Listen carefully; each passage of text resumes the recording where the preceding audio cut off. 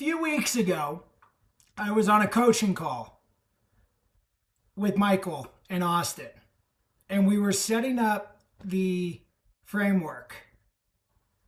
I already had the times, the vision, the theme, and everything going, right? But I wanted to add new speakers into the summit.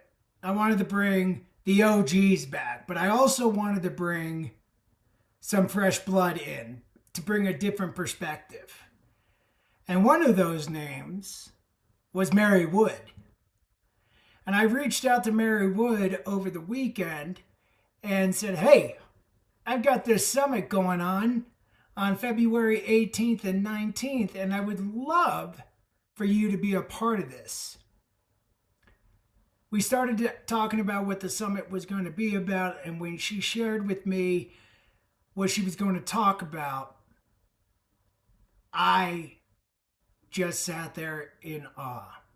I had the amazing privilege meeting Mary back in 2024 at Movement Maker Live, and I believe she brought her daughter with her at that event, and it was an instant friendship. And even though we haven't talked that much over the last year, almost 2 years, it was like no time has passed. And I was blown away by the excitement that Mary had and a little bit of butterflies with her coming to the summit for the first time. But that's what this is all about, sharing stories and opening up. Because what Mary is about to share with each and every one of you is going to be powerful. And I'm not going to say anything more because I want Mary to share that. So, Mary, thank you for trusting the MBM family and accepting the invitation to come join us last minute, because I cannot wait for everybody here to hear what you shared with me back on Saturday. With that being said, the summit is yours. Thank you, David. And just to preface before I start, Saturday when David reached out was my brother's birthday. And that's going to be important as I go through what I talk about. So it's alignment, and I've never felt more empowered and ready to tell the story. This is the first time I've ever shared it with a group of peers. I've shared it with my students, but never with adults. So thank you for having me.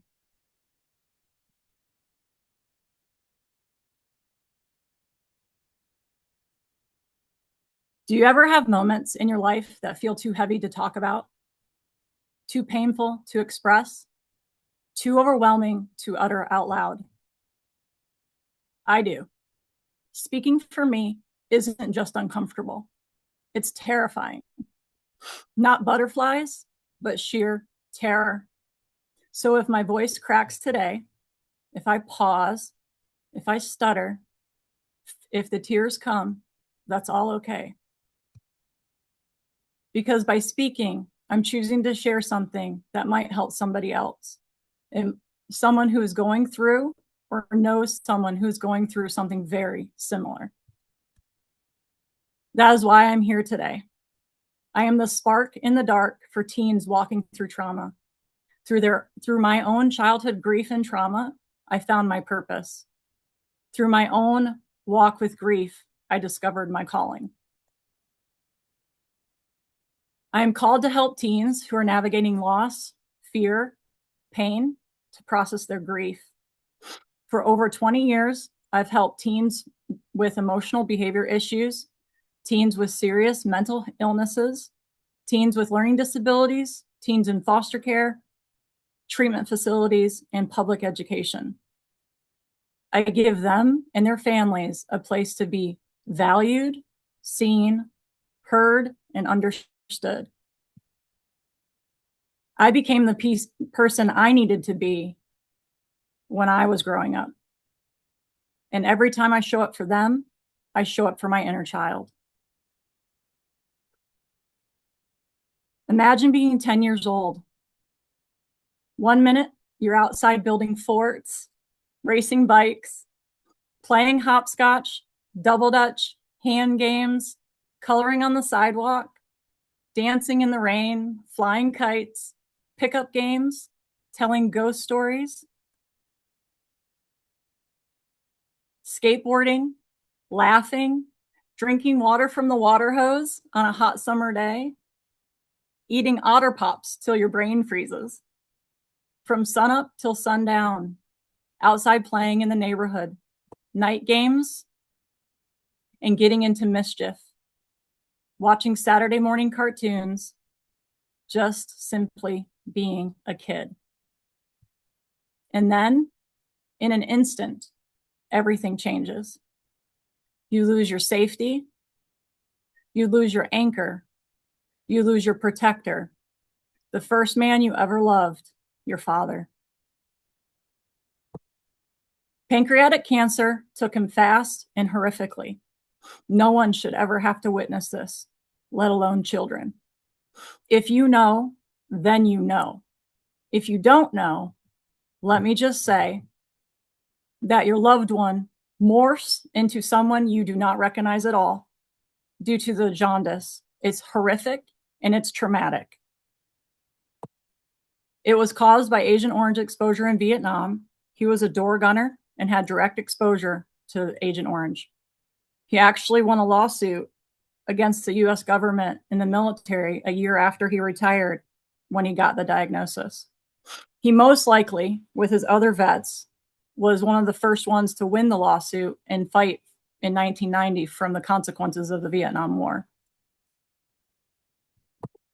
I am so proud of my father's grit and fight. I draw on those values during difficult times. The doctors gave him 3 months. He lived 6. Imagine being diagnosed today, February 18th, and then gone by August. Leaving behind a widow with 6 kids, all under the age of 12. The eldest, a boy, my brother, he was 12. He suddenly became the man of the house, a burden far too heavy for a child. And under that weight, he broke. Everyone processes grief differently, especially children. My twin and I went numb, no tears. We were in shock. I couldn't cry until I was 16 years old and realized the full impact of my father's death. He was never coming back. My other sister, denial. My younger sisters were far too young. They were babies to understand. My brother, he turned his grief into anger, rage, violence. We attended counseling, but no adult, not one teacher, not one counselor, not one coach, not one family member recognized the subtle threats my brother was communicating. Imagine being in a counseling session with 6 kids from 12 years old to 4 years old. For the hour-long session, you sit there in utter silence. Excruciating silence. The counselor trying to engage, but no one spoke. No one played. No one giggled. No sound at all staring at the floor, sitting huddled on the couch together, because we knew what would happen if we said anything. We would get hurt by our brother. He was using nonverbal communication when the counselor was not looking to keep us in line. Threatening posture, and I believed he would hurt us and even kill us. Not only did he terrorize me at home, being chased with knives, yelling, screaming, my body being used as a punching bag for his pleasure, sleeping with hammers under my pillow for protection. I was always also extremely bullied at school by classmates, both by boys and girls, but also by my brother. Being chased in the hallways, shoved into lockers, and to avoid being beat up.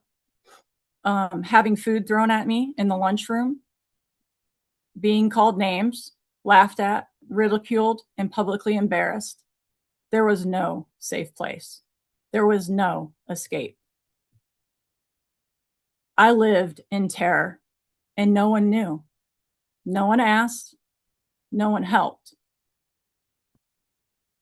I lost my words. I learned it was safer to stay quiet. Silence became my survival. Thank goodness I had a twin sister who spoke for me. She saved me. I became fluent in nonverbal behavior because it meant life or death. And somehow, in that silence, I lost my spark. But even in the quiet, God wasn't silent. When my father was hospitalized and near death, my brother's grief erupted into violence. God moved me clearly and urgently, and I didn't want to help.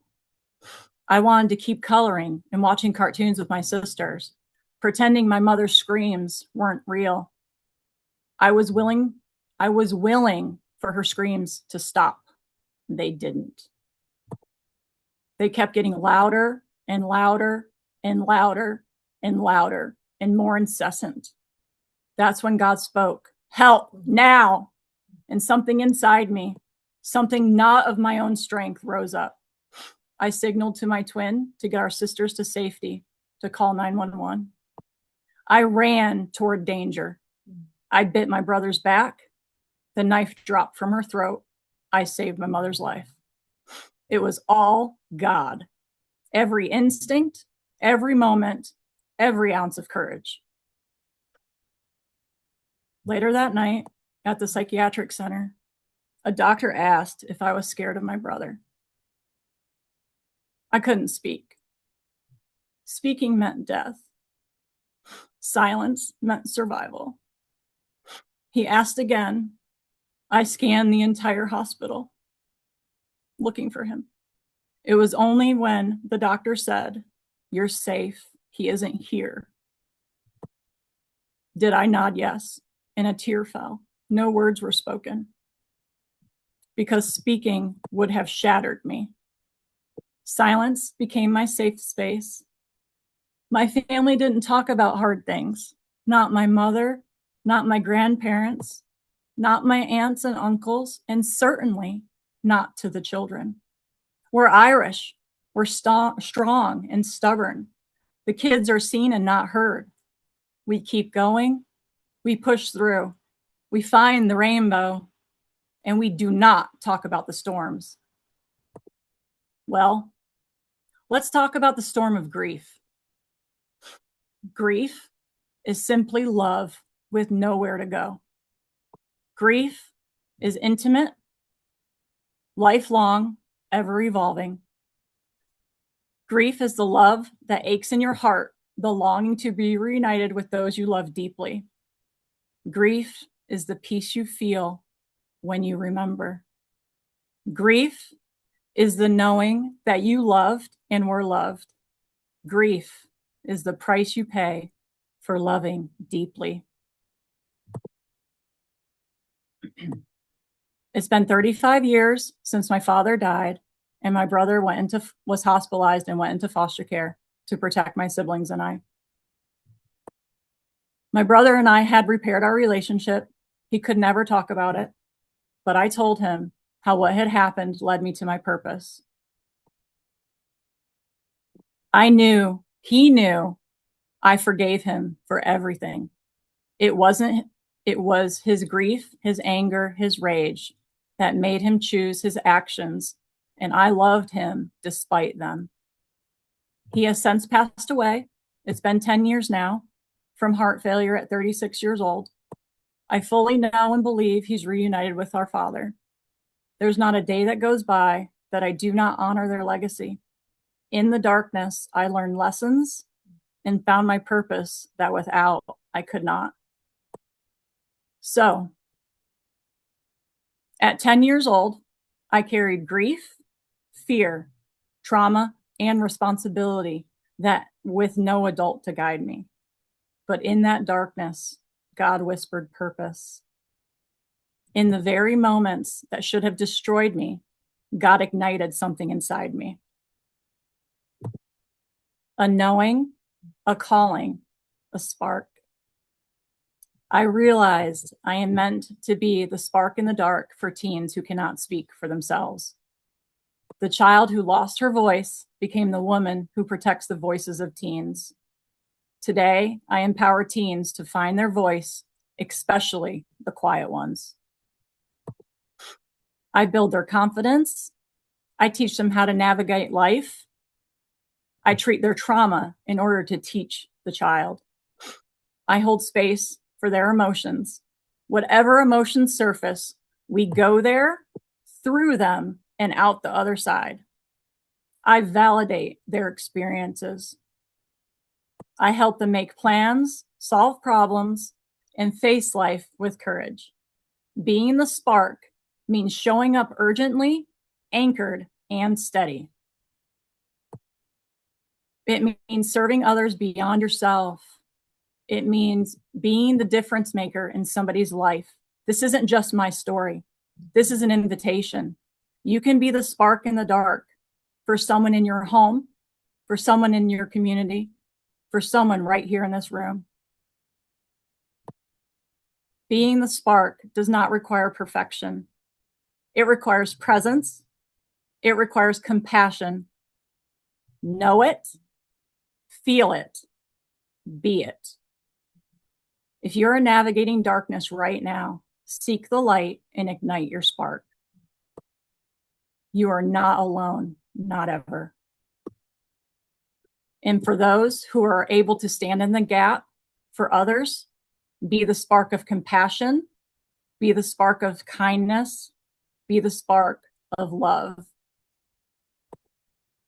Because you never know what someone is carrying, and your spark, your steady, gentle spark, might be the very light that saves them. I'm asking you to consider, where in your life are you already a spark for others or for yourself?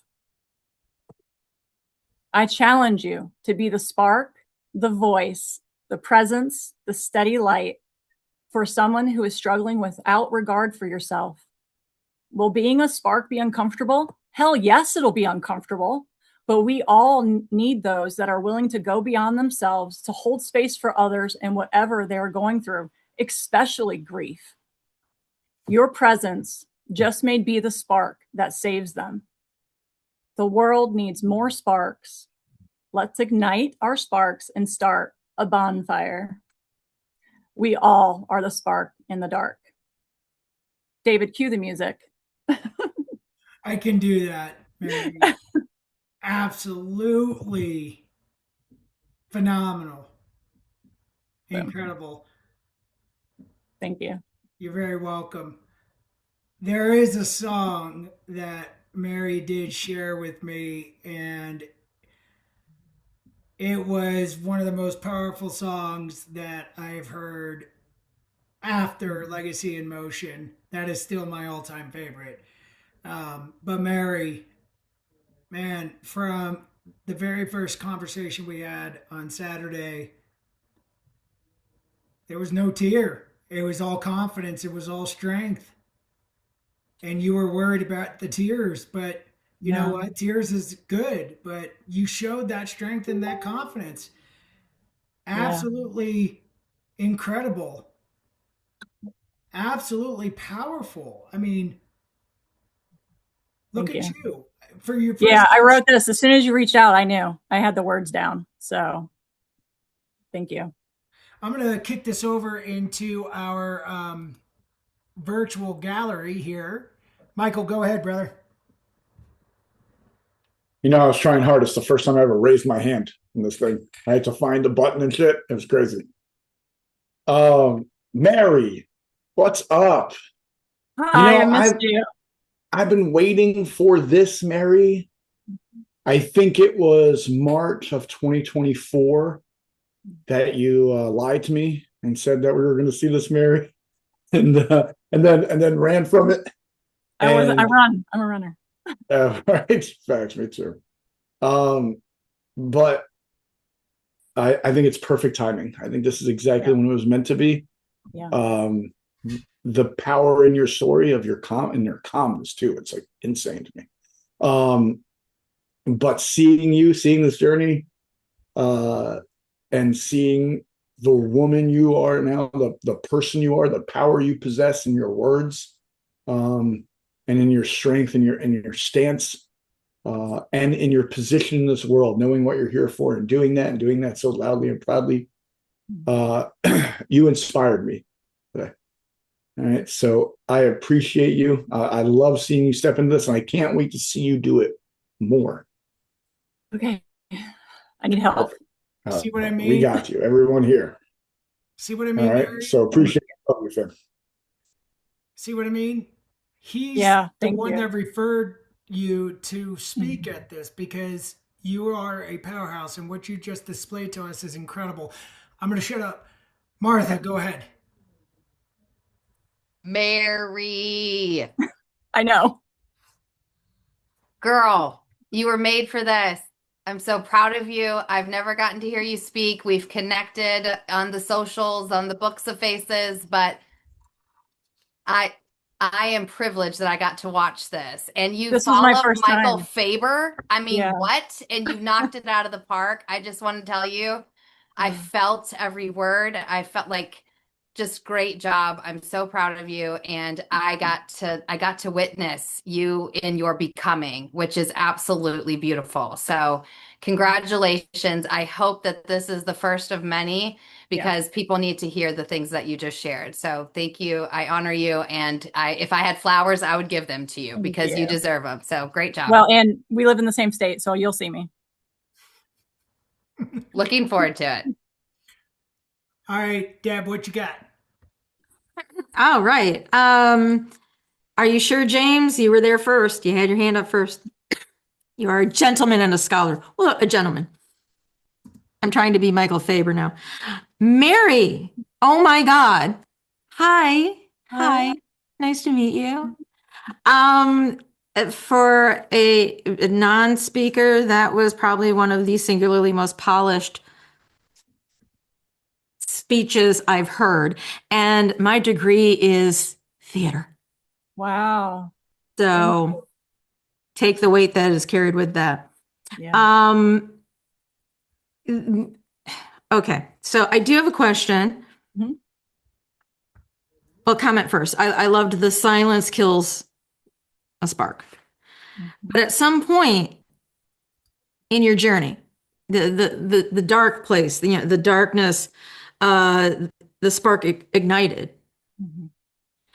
When was, if you can recall, when was your turning point from being the, I don't say this word lightly, victim? Mhm. Because that was a very victimizing situation with, Yeah. and forgiving the brother is lovely, and he knows.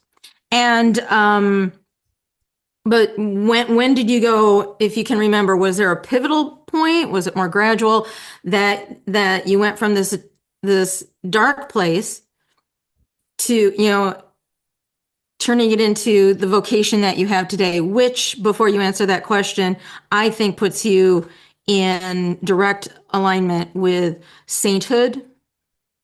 Oh, Anyway, that said, back to you, Mary. yeah. And So, yeah, to answer your question, I'm very stubborn. So it took a long time for me to actually empower myself. So it wasn't until my next fire I went through in 2018 did I fully embody being empowered. So that was my divorce. So that's another story and probably another speech. So, yeah. Thank you, Deb. Thank you, Mary. What you got, Mr. Muller? Well, thank you for saying it right. I appreciate that, Dave. You're welcome. Man, Mary, what's up? Hey, James. Miss you. I miss you, girl. Like, I normally have something really awesome. Like, not that it's not awesome, but the light that you decided to shine today exposed darknesses in me that I chose to ignore. Mhm.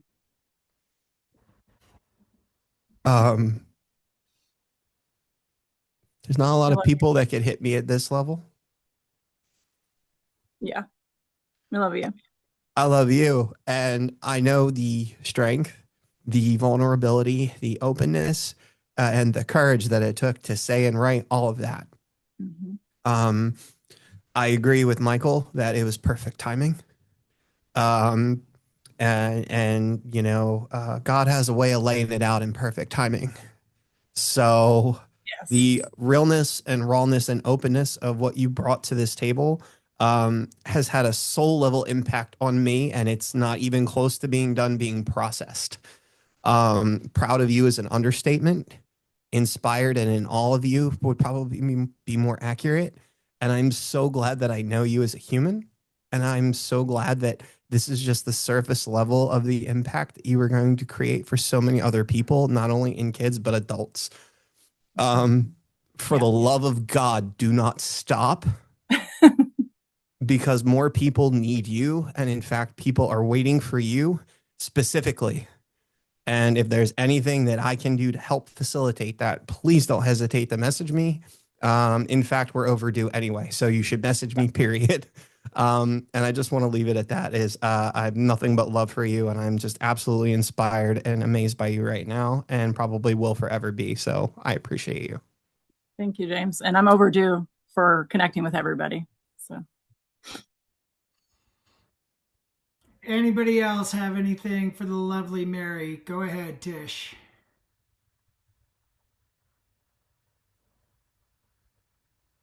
I had my hand up. I guess I took it down. So, Mary, please speak the name of your father. my father's name is John Gilligan Jr., And he was in the service. the Marine Corps. Mhm. And when I was struggling with my brother-in-law, and I didn't know you at all, Right. I'm not even sure I can say this. You came back. Mhm.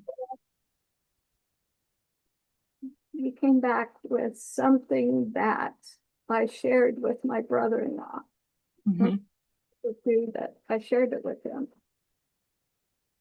He fought in Vietnam. Yeah. Yep. And he was not honored. He was spit on. He was harassed. He was called a coward. There were no welcome home hero parades. Mhm. They forgotten. And I don't want to call it I'll just call it an occupation Mhm. because it was not recognized at all when everyone came home. He was not a statistic because he always told me he had this crazy, loudmouth, obnoxious, just irritating as hell. Now, I'm not describing Michael Faber. I'm I describing. know. Yeah, your friend. I remember. Mhm. And I shared with him what you said. And of course, shared back with you what he said. Mhm. Was so proud to hear that before he died. He was so proud because community does, you don't have to be blood relation. Hell, you don't even have to know the effing people. Right. It's action with thank you. Thank you. Welcome. What you said, for what you did. I have prayed for your father when I pray for my brother. And my brother-in-law said Gilligan's Island was his favorite. And I might have even shared that. That's hilarious. I grew up without a television. Yeah. The man that had a television in every single room, and I still don't watch television. And so I pray for Gilligan's Island. I pray for your father, Mhm. your wonderful family. And one of the things that I will say, I do a lot of volunteer work with kids, and Mhm. in the hood. And Mhm. I do events, speaking events, and working with kids. And I always tell them, and I even tell the adults, I even tell that to myself. You don't have to be a perfect speaker. You don't. We have this in our mind that we have to. I love how you said my voice will crackle. I might sniffle. And I went, yes, please do. Yeah. Because that's the emotion coming out. Mhm. However, you have a perfect message Thank you. you need to hear. And Thank I you. echo what everyone else said. Please blame on. I'll use Come on. Michael's ending. Blame on. Your flame needs like the Thank you. Olympic torch. I actually got to hold one year. My husband's aunt won a silver medal in swim, and I actually got to hold that. And yes, flame on is exactly it. And that's what I thought of, Michael, when you said that. Awesome. Thank Thank you. you, Tish. God bless you. And I am here for I'll reach out. anything. I'm so excited here Thank you. because when Mary said that she would do this and was all in on this, not only was she going to be taking the summit for the very first time, but she was stepping out of her comfort zone and speaking to her family here, her colleagues. That was a massive, massive, courageous step to do that. I am just so incredibly proud because now, Mary, everyone here is not going to give you a choice and going to go and not see you again for Hi, another year. hi. Okay, that's not Yeah, I an know. option. That's not an option anymore. Yeah. Because what Yeah. you just displayed here at the Mountain Summit Virtual, it's time to one keep you here with us at the summit, but also you originated with Michael Faber and the Unleashing Out family. Now it's time to get your story with them, okay? Because Yeah. that's where you originated, and Michael and our family over there is incredible. So if you've got a link or anything where people can connect with you, put it in the chat here. Okay. Because let's get those calls set up because no more hiding. It's time for everybody to see the amazing, the talented, the beautiful, the gorgeous, the outspoken, backflipping queen, Mary Wood.